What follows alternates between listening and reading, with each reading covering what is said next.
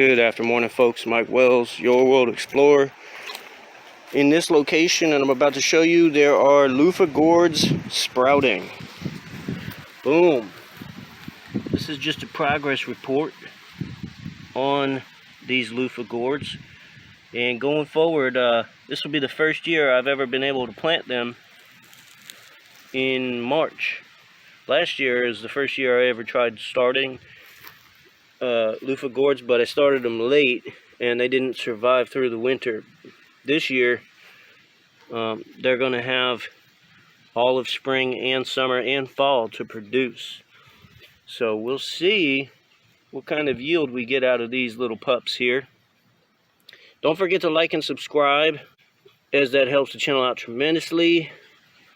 Thanks for watching, and stay tuned because I'll keep you updated on the progress of these Luffa Gourds.